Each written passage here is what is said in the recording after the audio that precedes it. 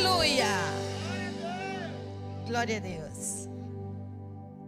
Agora nós vamos, em nome de Jesus. Eu gostaria que o teclado, suavemente, continuasse assim, em ritmo assim, bem suave, como um tangedor. A palavra de hoje à noite, ela é bem reflexiva. Ela traz alguns princípios muito fortes. E para esse tempo e para essa geração, é muito importante a gente viver o cristianismo real.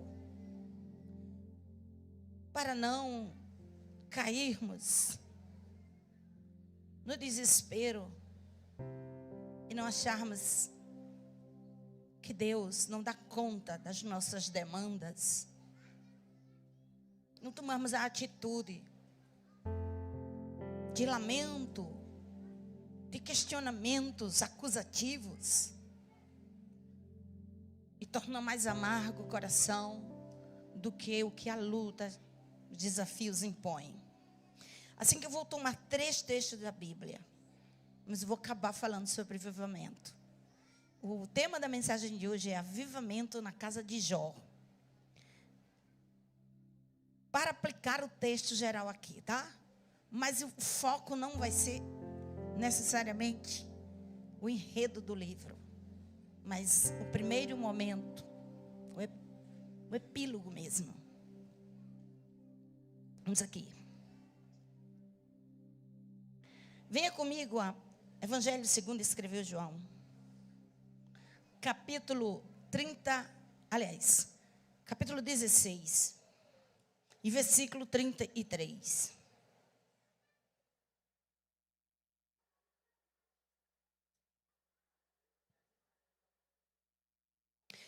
Parece uma forma assim bem desencantada de concluir a apresentação e a função do Espírito Santo. Jesus está falando sobre o Espírito Santo e quando ele viesse, o que ele iria fazer. Mas no versículo 33, ele conclui a sua fala dizendo assim: tenho-vos dito isto para que em mim tenhais paz. Paz só em Jesus. E ele diz: no mundo tereis aflições. Vamos dizer comigo? No mundo tereis aflições. Mas tende bom ânimo, eu venci o mundo. Assim que as aflições não são possibilidades. Aqui não. Aqui a aflição faz parte do pacote de quem está vivo. Isso que não livra o justo, certo? Faz parte da vida. Salmo 34, versículo 19, diz assim: muitas, não são poucas, são as aflições do justo. Para quem pensa que a aflição é coisa só para o pecador, aqui o salmista vai dizer: muitas são as aflições do justo, mas o que acontece? O Senhor o livra de quantas? Diga comigo, todas. Ele dá conta. Mas as aflições estão presentes. E nós vamos vencer como Jesus venceu, na postura dele, sem comprometer o nosso testemunho, a nossa fé, em obediência à vontade de Deus e ao chamado do Senhor. Agora você vem comigo para o livro de Jó. Aí você vem Jó, capítulo 2. Dizem que esse capítulo aqui, esse versículo que eu vou começar, serve suficiente nos dias de hoje, para que a gente venha torná-la indigna de ser uma referência em nossos púlpitos. Mas ela tem muito para nos ensinar. Quais as motivações levaram essa mulher a uma atitude tão agressiva e tão extrema em relação ao esposo e à sua fé, à sua integridade? A mulher de Jó não é alguém que aparece aleatoriamente na história dele. A mulher de Jó Diferente dos amigos que vêm passar um período e voltam para sua casa. Não era uma pessoa estranha à sua convivência. Ela não é aquela pessoa que ela se intromete para dar uma opinião sem que tenha autoridade nem acolhimento para isso. Ela não é nem sequer como os amigos de Jó, que vieram fazer companhia e confortar. Essa mulher era a pessoa mais próxima dele. Ela despachava com ele manhã, tarde e noite. Ele era o homem do amor, do coração, do casamento, dos sonhos e dos projetos. Com Jó, ela teve seus 10 filhos. Ela tinha dignidade, ela tinha nome, ela era respeitada e amada pelo esposo e pelos criados, pelos filhos. Ela tinha uma família. Ela não era rebelde. Em nenhum momento o relato da Bíblia aponta isso para ela. Ela, como Jó, sofre todos os infortúnios. Tudo que Jó estava sofrendo. Ela era coparticipante, igualmente, de suas amarguras e perdas. Ela perdeu seus filhos. Em um só dia, sepultou 10 filhos. Somente isso seria argumento para justificar uma atitude chamada desespero. Ela perde sua casa, seus bens, sua dignidade. E naquele momento ela olha para Jó, seu esposo que ela amava e ama, dentro do contexto presente da narrativa, sobre um montouro cheio de chagas malignas que iam da cabeça aos pés, coçando-se com um caco para aliviar sua agonia. Se você é mais forte do que isso, me dê a fórmula, por favor. Porque por menos do que isso, Judas vendeu Jesus. Por menos do que isso, Pedro negou Jesus. Estou falando de tragédia, não estou falando de desencanto com expectativas. Mais do que ninguém, ela sabia que o seu esposo era um homem justo. Por essa razão, ela considerava injusto o que estava acontecendo com ele. Como assim? Se ele fosse ímpio, prostituto, mentiroso. Como assim essa situação? Não é justo isso sobre a vida dele. Ela entra em crise. Ela presenciava quando Jó acordava de madrugada para orar pelos filhos. Qualquer esposa atenta sabe. Eu sei a hora que meu esposo acorda todas as manhãs para o devocional. Se tornou estilo de vida para ele. O horário dele se levantar é aquele ali. Procuro não estar mais, já saiu para o devocional. Então ela sabia. Não precisava ninguém dizer que o esposo orava pelos filhos. Ela tinha um intercessor em casa que apresentava os filhos a Deus. Sabia que ele não negociava com injustiça, que não ignorava o pobre, que não caluniava nem mentia nos negócios. A mulher de Jó foi a única pessoa que acreditou veementemente na inocência dele. Falando pessoa humana, claro que Deus já advoga acerca da conduta e do caráter de Jó. Mas aqui na esfera humana, nem os amigos acreditaram na inocência dele, mas ela acreditou. Ela sabia que ele não merecia porque ele era justo. E ela entrou em crise emocional e juntou tudo. E numa crise de desespero, ela expressa sua revolta em um desabafo desesperado. Mas quando ela fala,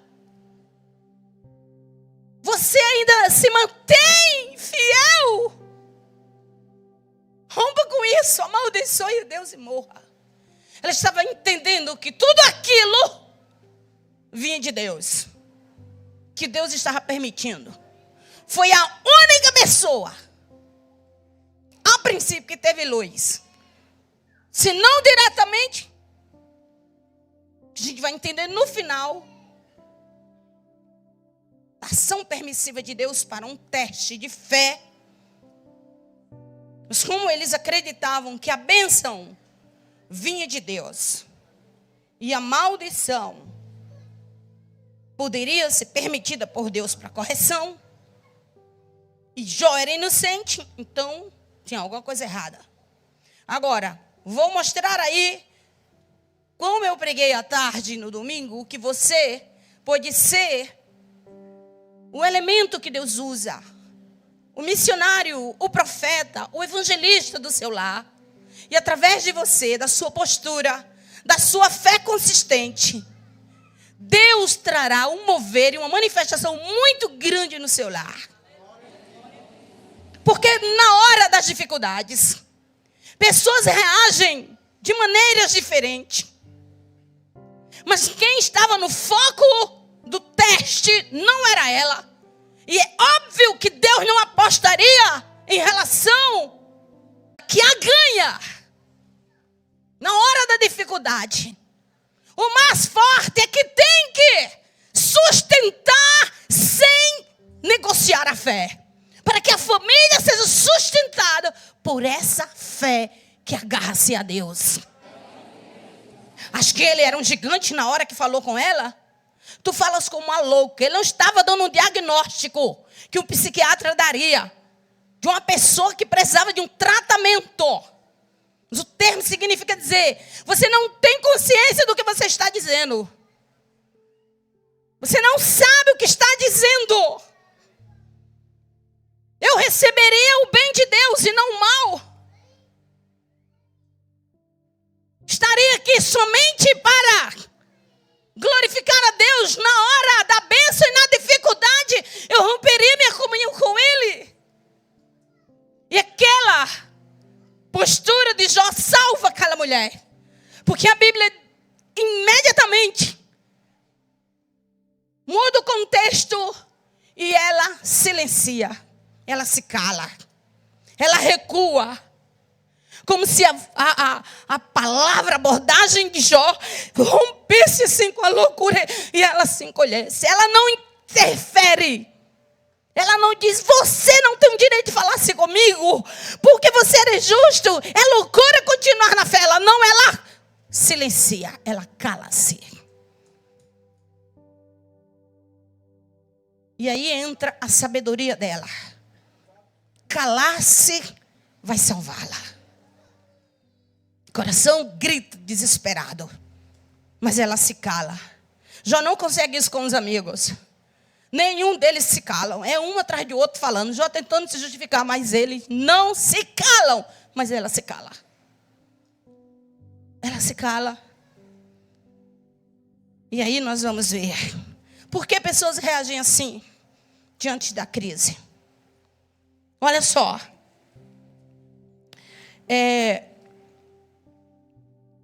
Em 1929, vocês já leram sobre o crash das bolsas de valores dos Estados Unidos?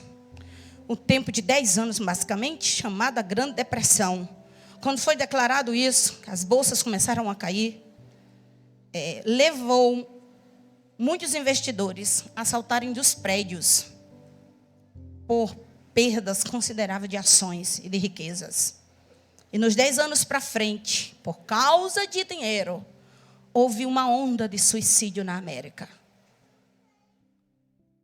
E a mesma pesquisa que me falou sobre isso, diz que há uma tendência muito grande em crises econômicas, em perdas materiais. Eu não estou falando de filho, de doença, de dignidade. Isso leva pessoas à loucura e até suicídio. Aí esta mulher, eu falei o caso de Judas, falei o caso de Pedro. Você acha que Deus não conhece o coração do homem na crise? Jó, alguém diz, perdeu tudo. Não, Jó não perdeu tudo. Na verdade, não perdeu a essência da adoração. Perdeu os elementos da adoração. Isso aí ele perdeu. Ele perdeu os animais que ele sacrificava a Deus. Ele ficou sem um animal a mais. Ele perdeu todos os elementos. Mas ele não perdeu o coração de adorador. Jó não perdeu a sua sinceridade. Quando ela diz, ainda retens a tua sinceridade, Jó manteve a sinceridade dele com Deus. Jó não perdeu a esperança. 13:15 diz, ainda que ele me mate. Ele já estava crente na possibilidade de morrer.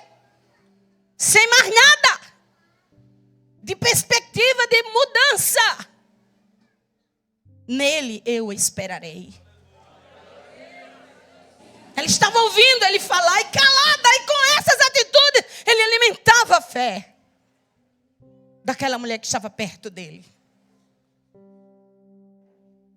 Já não perdeu a fé. 19:25 diz, eu sei que o meu Redentor vive. E no final dessa luta, ele se levantará sobre a terra. Depois de consumida a minha pele, estava sendo toda destruída pela enfermidade. E fora da minha carne, eu vou ver a Deus. Ele tinha crises, ele queria, mas ele lá na alma, ele buscava refúgio em Deus. Jó não perdeu a bênção. E sua vitória veio. Quando Deus começa a falar com ele, mostrar o seu poder, e questiona, você não pode entender a minha sabedoria. Você não pode entender o que está acontecendo. E eu não espero que você entenda a crise. Eu espero que você seja fiel na crise. Como você é fiel na celebração dos dias bons. Mas a Bíblia diz que o avivamento chega na casa de Jó. Porque toda luta passa. Diga comigo, toda luta passa. E quando a luta passa, nós ficamos muito mais fortes do que como era. Eu te conhecia de ouvir falar, mas agora os meus olhos te veem. Por quê? Isso remete à ideia de que ele tira o foco da dor e começa a olhar para Deus. É isso que o livro de Jó ensina. Enquanto a gente tramita no campo da dor, a gente começa a ser dizimado por ela. Mas quando a nossa vitória começa a chegar, quando a gente tira o foco da dor e começa a procurar os olhos de Deus. E Deus mira o cativeiro. Porque cativeiro de justo passa na vida. Seja qual for, passa. Deus dá um basta. Gente amanhece doente e no dia seguinte há uma internação. E depois com 2 dias recebe um diagnóstico de morte. Faz um tratamento e tem momento que quase toda a família se prepara. Eu fui visitar uma igreja lá em São Paulo, Ribeirão Preto, uma igreja linda, muito grande, e o casal que foi me buscar é um pastor da igreja, não é o pastor titular, mas era um pastor assistente da Assembleia de Deus de lá. Ele e a esposa, ela muito linda, assim, talvez uns 55 anos, e ele muito apaixonado por ela, e ela me leva para o hotel, me leva para o ginásio da igreja, que a igreja tem um ginásio bem grande, e muita gente, e depois fomos almoçar, e ela disse assim, você não vai acreditar, irmã Samira, mas eu sou, é um milagre. Eu digo, mulher, quando eu olho para crente feliz, eu já vejo que é um milagre. Não tem nenhum que não seja. Tem uma história aí de dificuldade. Ela disse, pois é, minha filha. Olhe, na minha família morreram várias pessoas na Covid. Morreu até o pastor lá de Cuiabá, que era da família dela. Morreu o filho, morreu um primo, uma cunhada. E foi dizendo que morreu. E eu disse para meu esposo, eu não quero ser entubada. Se eu pegar a Covid, você vai me prometer que você não vai deixar eu ser entubada. Ele disse, minha filha, você não vai pegar. E se você for pegar, nós vamos orar. Mas eu não sei, eu não posso prometer isso. Minha filha, você não me prometa. E aí ela contraiu a Covid lá em São Paulo. Foi uma luta muito grande, ela disse. E aí um médico amigo da família disse para o esposo dela, olha, doutor, pastor, a saturação dela está muito baixa, ela vai precisar ser entubada. Eu lamento, protelamos o máximo que podíamos, mas ela precisa ser entubada. Aí ela escutou a conversa, fez desse jeito. Não. Você não vai deixar eu ser entubada. Eu não vou ficar aqui. E ele chorando disse, você precisa, minha filha, porque eu não tenho o que fazer com você. Você precisa. Aí disse, por favor, tem muita gente orando por você. Vai dar tudo certo. E ela disse que tinha uma única netinha, que ela era muito apaixonada por essa neta. E ela ficou de doutor, eu não quero ser entubada. Ele disse, mas você precisa. Você precisa, porque sua saturação está caindo direto. E aí, pronto, você não vai sentir nada. O esposo saiu e ela foi entubada. E a igreja começou a orar. Ele disse que a alegria da casa. Os filhos choravam, a neta chorava, o Eli chorava, a igreja chorava, todo mundo chorava, porque tinha histórico de muita gente na família que tinha morrido. E muita gente começou até a acreditar que ela também ia partir. Mas aí ela contou uma história. Ela disse que ela saiu, Deus deu essa experiência para ela, como se ela estivesse saindo do corpo dela. E ela ficou numa dimensão. Ela disse que quando entrou naquela dimensão, a terra assim, sofreu um corte. E naquela dimensão de glória, ela disse que era outra pessoa. Ela não sentia dor, não sentia incômodo, não queria mais sair dali, não queria mais saber de onde veio. Ela estava lá feliz, muito feliz. E aqui embaixo a igreja orando. E o esposo recebeu a oportunidade, porque o médico era um médico amigo. Olha, vou deixar você visitá-la, mas tenha cuidado. Não pode ficar perto, não pode ficar falando. E ele ia lá onde ela estava e dizia, eu estou orando por você, não vá, por favor, não vá.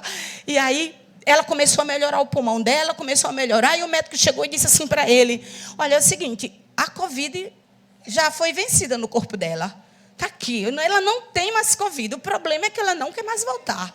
Ela não quer acordar, eu não estou como explicar um negócio desse. E aí ele foi lá onde ela estava e disse, você tem que voltar. E aí ela disse que com esse choro da igreja e dela, ela me contando com o esposo, chegou um ser espiritual perto dela e disse, você tem que descer. Voltar. Ela disse, eu não vou voltar. Eu não quero voltar. Voltar para onde? Eu estou bem aqui. Não, eu estou muito bem aqui. Você tem que voltar. Você tem que acordar. E ela, eu não quero. Eu quero ficar aqui nesse lugar. Ela me contando, eu digo, meu Deus, eu nunca tive uma experiência dessa. E aí ela disse que nem a neta, eu não me lembrava de neta, não me lembrava de esposo, não me lembrava da igreja. Até que ele disse assim, a obra não está completa, você precisa voltar para concluir a obra. Era 4 da manhã, aqui na terra, quando ela abriu os olhos. E quando ela abriu os olhos, a enfermeira que estava de plantão correu e chamou o médico. Doutor, a irmã fulana de tal abriu os olhos. Não é possível. Abriu os olhos, chama o esposo. E ela começou a chorar. E ela chorava. O que aconteceu? E ela olhando, onde é que eu estou? Ele disse, você está no hospital. Por que eu estou nesse lugar? Aí o esposo chegou e agarrou a mão dela. Disse, minha filha, você ainda tem alguma coisa para fazer. E nós estávamos chorando para Deus lhe mandar. Depois que ela chegou, ela disse para mim, Samira, eu vou lhe dizer uma coisa. Nós não temos ideia do que é estar na glória e na presença de Deus. Eu não vi o céu. Era um lugar era um lugar como se fosse um lugar de gozo. Mas era suficiente para eu ficar ali para o resto da vida sem querer descer. Mas eu desci para servir a Deus. E agora quando eu vejo essas irmãs com dificuldade, querendo desistir, eu digo, vocês não sabem o que aguarda vocês. É coisa grande e extraordinária. Deus mudou o cativeiro. Deus mudou o cativeiro da vida de Jó. Porque Jó era um homem que orava e que obedecia a Deus, não era rancoroso. Deus repreendeu os amigos de Jó, porque não foram íntegros. Se não sabia, deveriam ter ficado calados. E não dar uma interpretação errada. Nós não somos obrigados a entender tudo. Então, quando não entendemos, nos calamos. Agregou dor para o coração de Jó. Mas Deus mandou Jó orar por eles, fazer um sacrifício por eles. E Jó foi com amor, porque Jó amava. Ele era justo, Jó era justo. Então não guardou rancor. Enquanto orava pelos amigos, a Bíblia diz que Deus virou o cativeiro. E a Bíblia termina dizendo assim: olha o avivamento. E a bênção de Deus volta para o lar de Jó. Jó se levanta novamente como a referência de um homem que agora tem experiência. Porque a Bíblia diz assim, olha só. O último estado de Jó foi maior do que o primeiro. E começa a mostrar a grandeza do que aconteceu na vida de Jó. Jó não perdeu a esposa. Teve mais 7 filhos e 3 filhos com ela. Deus não levou em consideração o desespero dela. Levou em consideração a obediência de calar-se. E aprender em silêncio que quando a gente não pode, não entende, a gente se cala e deixa Deus trabalhar. Vieram ter com ele todos os seus irmãos de tudo que era parte. E suas irmãs. E todos quanto dantes o conheceram. Muita gente agora vinha ouvir a experiência que ele havia passado. E na mente daquele povo, comeram com ele pão na sua casa. Porque Jó agora não somente era um homem justo e temente a Deus. Jó tinha muito para falar sobre a grandeza de Deus a todas aquelas pessoas que estavam aí. Quando começa o livro, é Jó e a família e sua riqueza. Quando termina o livro, é Jó, sua família, sua riqueza, seus amigos e toda a família da redondeza está vindo. Por quê? Porque o novo mover de Deus chegou e trouxe muito para atrair. Então Jó cresce em espiritualidade, a ponto de impactar o povo todo, não para vir pegar nada, mas para vir trazer. Condoíam-se com ele, consolavam quando ouviam que ele estava falando. Por tudo que Deus havia permitido ele passar. E o que a mulher de Jó representa? O grito angustiado, a dor incontida, o desespero que eu ou você prendemos no peito, sofremos, as injustiças, calúnias, o que a vida nos prega. Ela é tão parecida conosco que nós a repudiamos. Somos tão envolvidos e contaminados por idealizações que não reconhecemos quando vemos a nossa própria face no espelho. Deus entende nossas angústias e sabe que os justos padecem dias de aflição. Muita gente lutado na pandemia, mas uma gente que aprendeu a ser confortada e consolada em Deus e tocar a vida sem colocar seu emocional em nenhuma praia de destruição. Deus é o único que pode estabelecer justiça. Ele não lança condenação a esta louca mulher que teve a coragem de expressar gritando livremente sua dor. Mas Jó segurou o impacto do desabafo dela e tentou trazê-la novamente para o campo da fé. Tem hora que você tem que viver por você, ser forte por você, por seu filho, por sua nora, por sua sogra, aguentar as pancadas para que não desfaleça a fé daqueles que estão perto de você. Nem Jó nem ela nunca souberam a razão do sofrimento. Deus nunca explicou.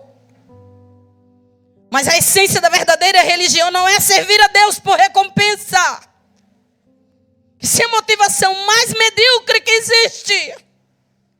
Ou por temor de alguma aflição. É servir a Deus e adorá-lo, porque Deus é santo e merece a nossa adoração.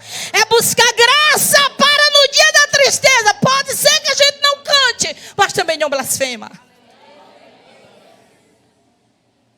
Não se sabe exatamente quanto tempo ele passou. Alguém crê que pode ter sido até 6 meses. Mas o livro não termina com derrota, termina com vitória. E até o desespero dela foi entendido por Deus. Deixa eu dizer uma coisa para você. Há alguns anos atrás, eu li uma história de um missionário inspirado no resumo biográfico que David Wilkerson compartilhou em sua rede social. E eu quero compartilhar com você essa história. Estamos em boa hora. Porque isso não é pessoas descrentes que têm um sentimento desse. Isso pode acontecer com qualquer um de nós. A maioria dos desviados se desviam exatamente, não só porque pecam, mas porque se desencantam e se magoam. E não dão nem oportunidade a Deus reverter a crise ou a situação. Em 1921, 2 jovens casais de Estocolmo, da Igreja Pentecostal de Filadélfia, que estava em plena expansão missionária, enviando missionários para muitos lugares. Durante um culto missionário especial, eles passaram para a frente e atenderam a chamada missionária de sua igreja para irem para uma região da África, Congo belga, que agora é o Zaire. Seus nomes, Dave e Sviflud. Esses são nomes suecos, eu não sei se a pronúncia é correta, mas dá para vocês entenderem. E o outro casal era Joel e Berta Eriksson. Pois bem, Svi, a esposa de Dave, era tão pequenininha, ela tinha 1,42 m. Você veja o quanto ela era pequena. Né? Mas ela era uma cantora conhecida na Suécia. A voz dela era muito linda. E eles abandonaram tudo e ofereceram suas vidas para o Evangelho. E foram para o Congo belga. E quando chegaram ali, estabeleceram contato com a base missionária da capital. E ficou por um tempo. Mas eles queriam mesmo ir para o interior do Congo. E esses 2 casais, munidos de facões para cortar o mato, literalmente foram abrindo caminho na selva. Para dentro do interior do Congo. Um caminho infestado de insetos. David Svi tinha uma criança de 2 anos, David Júnior. E era carregado nas costas com algumas coisas que eles levavam para se estabelecer no centro da selva. Eles queriam alcançar aquelas tribos mais distantes. Ao longo do caminho, essas 2 famílias pegaram malária, logo na ida. Mas continuaram com zelo, com fé, com prontidão, como mártires de Deus, avançando. Finalmente chegaram a uma certa aldeia no interior. Mas o povo não permitiu que eles entrassem. E disseram, não podemos permitir a entrada de nenhum branco aqui, porque os nossos deuses vão ficar ofendidos. Então essas famílias dirigiram-se para outra aldeia e também foram rejeitados ali. A esta altura, muitas aldeias da região não os queriam. E eles estavam tão esgotados que não tiveram outra escolha, a não ser fixarem residência naquele local ali. Eles estavam quase a 160 quilômetros da capital. E não consegui contactar com nenhuma aldeia. Eles não aceitavam. E sabe o que aconteceu? Com o passar dos meses, eles sofreram de solidão, doença, desnutrição e muita malária. Então, a família Eriksson resolveu voltar para a base. Não vamos ficar aqui não, vamos voltar. Não conseguimos contato com nada, nem com ninguém. E aí, Svi estava grávida e o esposo dela disse, não posso voltar. Ela está grávida e eu com essa criança pequena, não temos condições de enfrentar essa selva, todos esses quilômetros. Ficaram. E ela contraiu malária de novo. Grávida. Mas ele, muito animado ainda, não conseguia contato com nenhuma tribo. Só um nativozinho, um pequeno, um menino, começou a se aproximar dela, porque ela cantava muito. Ela tentava ensinar o evangelho para ele, cantava e orava para que ele entendesse direitinho. Enfim, ele começou a sorrir para ela e começou a trazer frutas para ela todo dia. E ela evangelizando ele. Não tinha certeza se ele estava entendendo.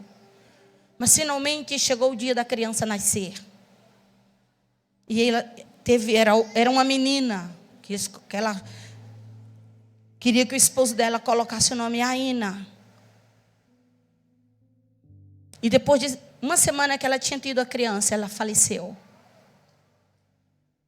E o esposo dela, Davis, cavou o lugar onde ela ia, no centro da África, sepultou a esposa e escutou o choro da criança na tenda e entrou em crise contra Deus e gritou: por que o Senhor permitiu isto, Deus? Nós viemos aqui para dar nossas vidas pelo Evangelho. A minha esposa era jovem, bonita e talentosa. E aqui ela já é morta, com 27 anos de idade. Eu tenho um filho de 2 anos que mal posso cuidar. E ainda esta menina, esta criança, essa bebezinha, estava revoltado e amargurado contra Deus. E depois, mais de 1 ano nesta selva, tudo que podemos mostrar como resultado, esse garoto nessa aldeia que a gente nem sabe se ele entende o que a gente fala. E gritou para o céu: o Senhor falhou comigo, Deus. As nossas vidas foram desperdiçadas. E agarrou o filho, contratou, pediu ajuda a uns homens que faziam caminhada para a capital, ofereceram ajuda ali daquelas tribos, e eles, os guias, levaram ele, a bebê e o filho, e quando ele chegou na base, disse para o casal dos Erickson: está aí essa criança, eu não quero essa menina, não posso cuidar dela, vou voltar para a Suécia só com David e meu filho. E quando ele voltou no navio, ele voltou tão revoltado que quando alguém falou sobre Deus perto dele, ele gritou: Deus não existe, Deus é injusto. E começou a dizer o que Deus tinha feito na vida dele. Estava revoltado. Quando ele chegou na Suécia, ele tentou ser um investidor. Casou de novo com uma mulher que não era crente. E proibiu os filhos de falar do nome de Deus. Estava revoltado. Entrou no alcoolismo. Não queria saber de Deus de jeito nenhum. O casal missionário da Suécia, que estava lá na base, os Erickson, adotaram a Aina. Mas com pouco tempo, acredita-se que eles foram envenenados por um chefe de uma tribo. Morreu o casal. E tinha um casal missionário americano que adotou a menina. E eles vêm para Minneapolis, para os Estados Unidos, em visita missionária. Mas chega lá, acontece uma situação e eles não voltam mais. E aí muda o nome da criança, já lá mesmo no Congo, para Eide. E Eide vem para a América e cresce ali com eles, um casal muito crente, e ela se torna jovem, conhece um jovem crente e casa-se com ele se torna o diretor da escola teológica de Minneapolis, das Assembleias de Deus, e quando ela completa 40 anos, ela já tinha tentado se comunicar com o pai várias vezes, nunca conseguiu, porque sabia que o pai dela morava na Suécia, juntou os alunos da escola, deram de presente passagem para ela e para o esposo, para eles... Vá atrás da sua família, vai conhecer seu pai. Ela não sabia nunca que aquele homem estava revoltado contra Deus e estava desviado. Ela muito crente, muito missionária, e vai. Só que eles descem, fazem uma escala em Londres. E aí passa o dia em Londres para pegar voo para ir para a Suécia. E aí vai fazer uma caminhada e passa no centro de convenções que tem lá em Londres e vê lá a divulgação, grande evento lá, missionário. Aí ela diz para o esposo: vamos entrar e vamos assistir hoje esse culto, celebrar. E quando ela está lá vem um pregador do Congo, um moço forte, um evangelista, e prega falando sobre Deus, o que Deus está fazendo no Congo. E ela começa a encher o coração. Ela diz: meu Deus, eu tenho que falar com este homem, porque talvez ele tenha conhecido meu pai e minha mãe que estiveram lá. Aí ele termina o evento, ela corre lá para falar com o missionário, aí se apresenta E ela diz assim: olha, meus pais, minha mãe morreu lá no Congo. Era uma missionária e disse o nome dela. E meu pai voltou para a Escócia. Eu não conheço, mas estou indo conhecê-lo. Você já ouviu falar no casal David Flood e Izzy Flood? Ele disse: sim. Eu vi quando a sua mãe morreu e onde ela foi sepultada. Foi sua mãe que me ganhou para Jesus. E eu estou aqui porque aquela mulher deu a vida dela pelo chamado. Eu quero dizer, ela disse: e a obra do Congo está frutificando? Ele disse: está. Nós temos 110 mil cristãos em Congo. Nós temos 32 bases missionárias. Nós temos um hospital com 120 leitos. E Deus está trazendo um grande avivamento para Congo.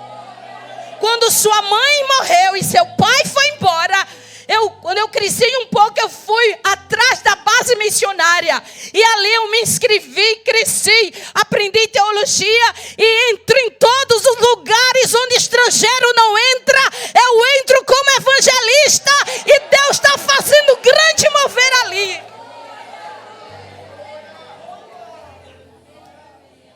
À noite ela pega voo e vai embora. Quando ela chega lá, a irmã dela, que já tinha contactado com ela, diz: eu vou logo lhe dizer, não gosto do meu pai, mas vou levar você lá. Meu pai está louco, meu pai está revoltado, meu pai está miserável, moribundo e alcoólatra, e está morrendo num leito. E ela vai onde ele está. E quando ela olha para ele, ela diz: pai, eu sou sua filha, Aina, que hoje me chamo Eide. Lá, aquela que nasceu lá no Congo, pai. Aí ele olha para ela, começa a chorar, diz: eu não queria ter deixado você lá. Eu não queria, mas eu não podia cuidar de você e de seu irmão. Eu me lembro muito de você. Ela diz: pai, não se preocupe comigo, pai. Deus tem me guardado e me abençoado. Ele gritou, disse: Deus não existe. Ele é o culpado da minha tragédia, da minha miséria. Sua mãe morreu e foi contar toda a história.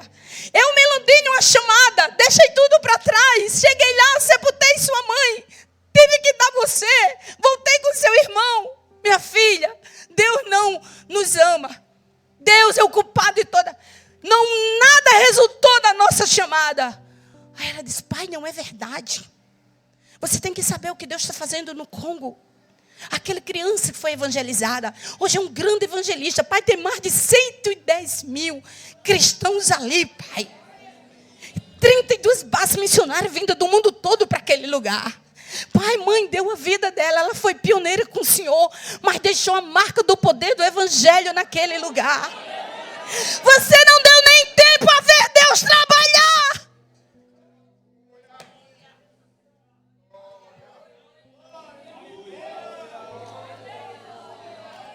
Quantas pessoas não dão tempo a ver Deus mudar a situação? Se afasta do evangelho culpando a Deus. Mas para os que ficam a vitória, para os que ficam a avivamento, para os que ficam a mudança de cativeiro.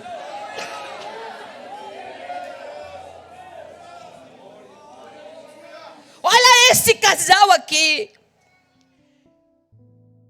É uma referência para mim de pessoas que podem estragar tudo. E sabe o que aconteceu quando ela disse isso?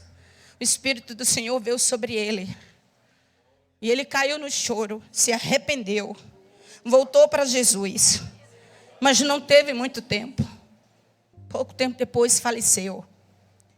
E David Wilkerson disse que quando pegou a biografia deles, ficou tão impactado que não conseguia. Ele leu de uma sentada só a biografia deles. E por isso ele fez o resumo. E compartilhou. E eu estou com esse resumo aqui, que todas as vezes que eu quero ver pessoas que desistem fácil. Paulo diz: todas as coisas contribuem para o bem dos que amam a Deus. Você tem que se segurar. Evangelho é perseverança. Evangelho não é para os que chegam na frente. Deus nunca estimulou uma corrida de competição. O prêmio é para quem persevera. Vire para essa pessoa e diga: corra. Corra. Porque você não tem concorrente. O único concorrente é você mesmo. Corra de tal maneira que alcance o prêmio. Jesus diz para Pedro: ande sobre as águas. Isso não significa dizer que você não vai naufragar. Mas a tentativa é válida. Quando naufragar, grite que eu estou aqui. Dê tempo a eu lhe levantar antes de morrer. Há uma mão que levanta os que estão naufragando. Você não pode descer à profundeza.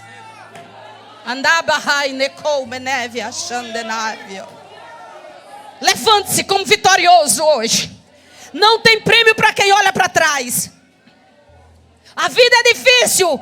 Talvez se torne muito mais complicada do que você imagina. Mas Deus está treinando a gente para olhar para a frente.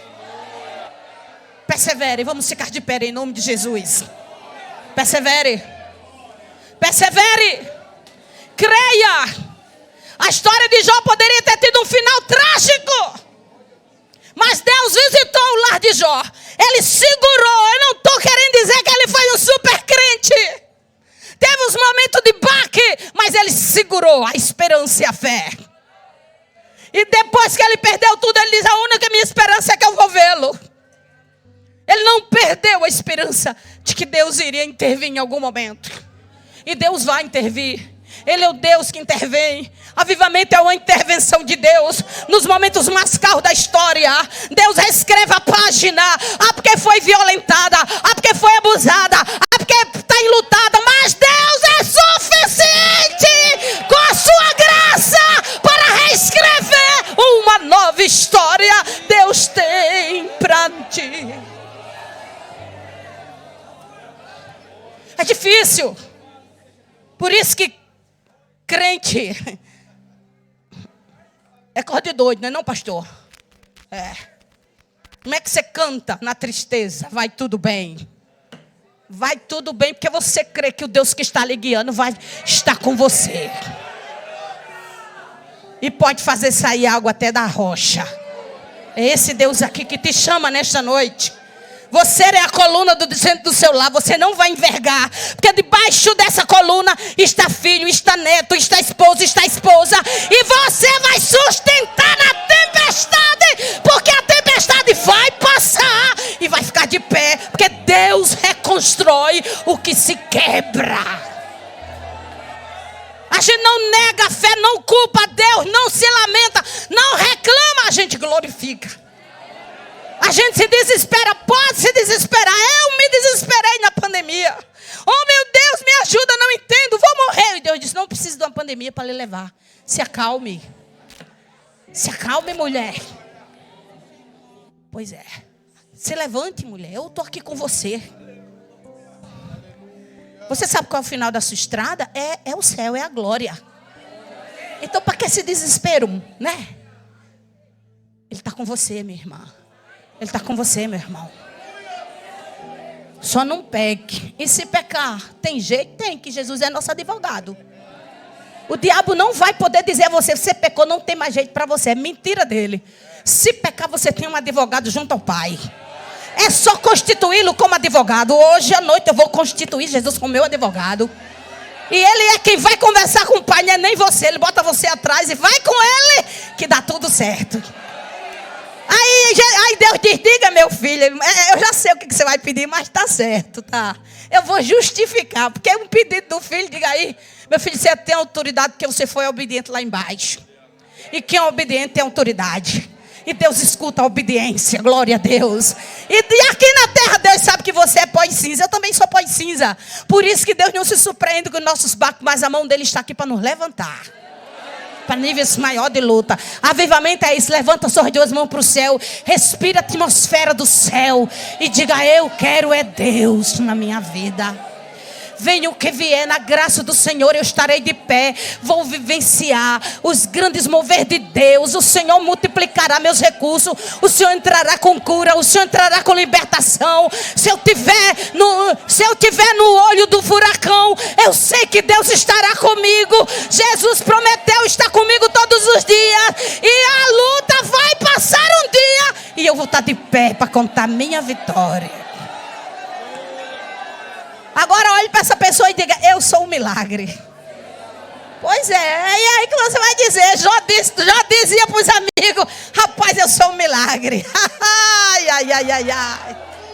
E a esposa servindo em casa, com os meninos tudo para lá e para cá. E alguém disse: mulher, tu houve um dia que tu ficasse desesperada.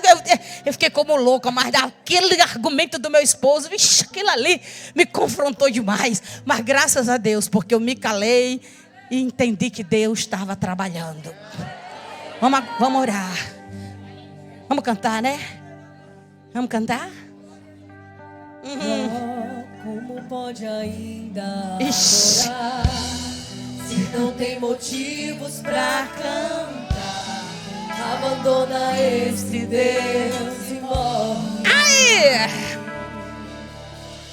Mas não adoro pelo que ele faz, nem menos por bens materiais. Eu adoro pelo que ele é. Eu sou dele, tudo é dele. Jó, você não tem motivos. Perdeu seus bens, seus filhos, seus amigos. E o que você vai fazer? Eu vou adorar, simplesmente adorar. Eu vou adorar.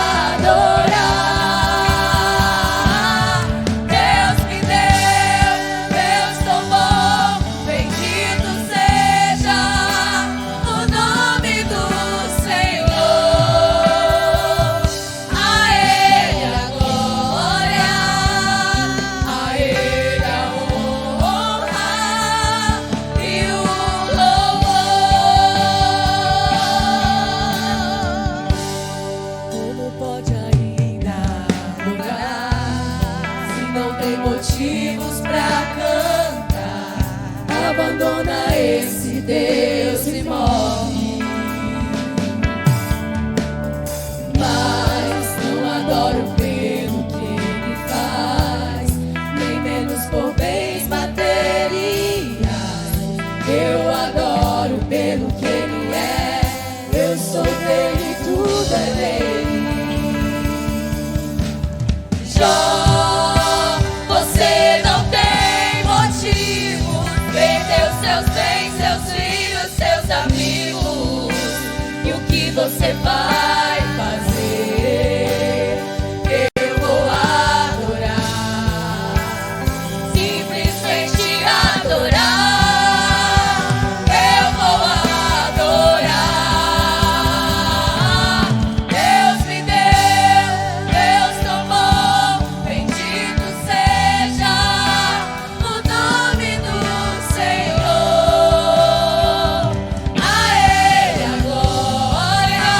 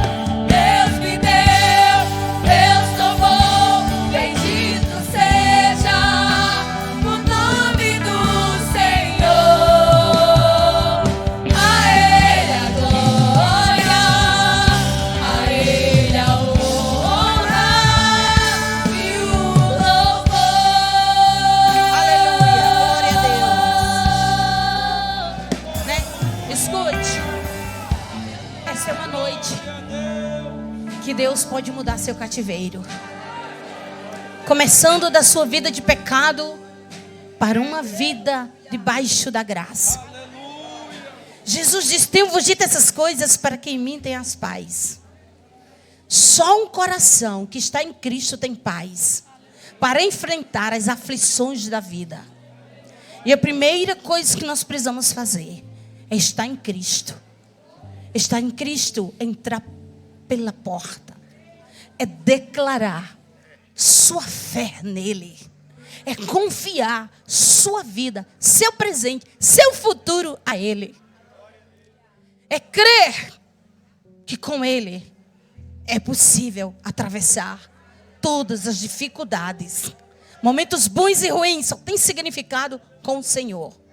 Tem alguém nesta noite que está caído, magoado, angustiado, enfraquecido, decepcionado, mas que sabe que foi precipitação, que Deus o ama, nunca deixou de amar e de cuidar, e gostaria de se reconciliar com Jesus. A primeira oportunidade é para você. Estando assim, levante a sua mão. Eu quero orar com você. Levante isto. A segunda oportunidade, Deus te abençoe. A segunda oportunidade é para pessoas que não conhecem esse Jesus, que já pensou até em suicídio, está no desespero da vida, e nessa loucura não consegue avançar, porque está numa vida de separação com Deus, e não tem paz, e quer entregar sua vida a Jesus, quer ser um crente, quer fazer parte da família de Deus aqui na terra, pertencer ao reino que foi estabelecido em Cristo para a eternidade. Tem alguém nesta noite que quer entregar sua vida a Jesus?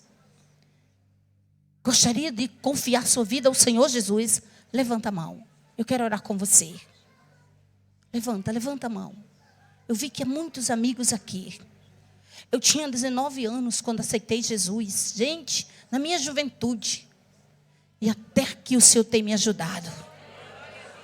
Tenho vivido aflições, mas de todas elas Deus tem me livrado.